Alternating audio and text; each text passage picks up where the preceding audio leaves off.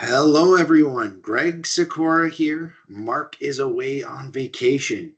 Today, I'm going to talk about Bitcoin and some of the crazy Bitcoin volatility we've seen over the month of November, gold, and how markets, despite fantastic returns, appear to be undervalued by many sentiment indicators. So, let's get started. First off, Bitcoin, in my opinion, the poster child for risk, has collapsed by more than 30% from its high, while gold has held its value above $4,000 an ounce in US dollars. Hence, the Bitcoin to gold ratio chart on this screen that I'm showing you. It corrected down to a 14-month low over the month of November. Now, the Bitcoin to gold ratio in the S&P 500, the S&P 500 being a US stock index of the 500 biggest companies in the world, are typically 88% correlated with each other. And we've seen a real decoupling over the last month. The real trend that I see is when markets tend to need liquidity. So when I guess people as a whole and businesses start to feel some sort of a pinch, then Bitcoin and other cryptocurrencies tend to get sold off quite heavily.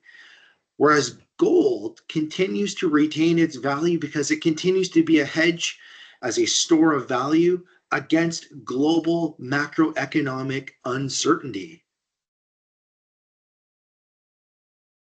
Following this, you can see on this screen the price action of Bitcoin again in US dollars.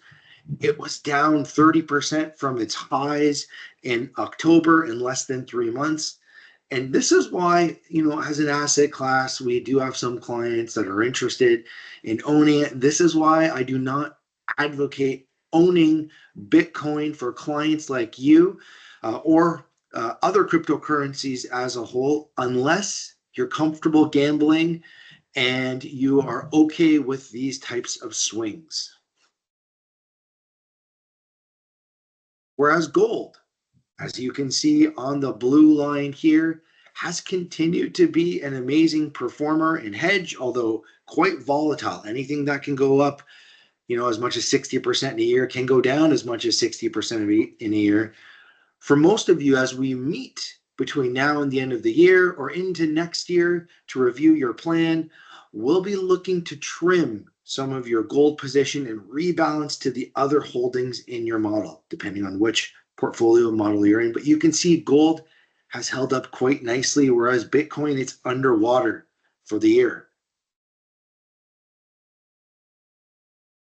And finally, your portfolio performance, across the board, all models from our very conservative model all the way up to our growth or equity models, they're up anywhere year to date from 10 to 16, 17%. So is the party about to stop? Well, back to the CNN Fear and Greed Index, which is a sentiment index Mark and I like to often cite. And surprisingly, even though we've had this amazing performance, the market sentiment is reading extreme fear. And so, not that we believe in timing markets, but historically, such sentiment conditions can present buying opportunities for long term investors or those clients like you that maybe want to take a little bit of risk or more risk. And we've suggested it as part of your plan.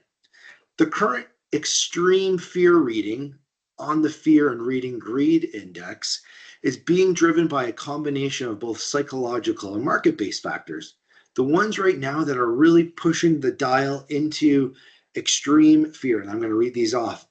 So we've seen a declining volume across most stocks. Market returns, the positive returns we've seen and that you've experienced in your portfolio, it's really being driven by a handful of winners. And this usually indicates weak participation or like a bearish sentiment. The other thing we've seen is an uptick in put call ratios. What does this mean? It's just an uptick in people who are buying insurance in their portfolios to protect on the downside. We've also seen an uptick of investors fleeing riskier bonds for treasuries or safe government bonds. And finally, over the last month, we did see a slight correction in equities, about a 5%, 6% decline in global equities.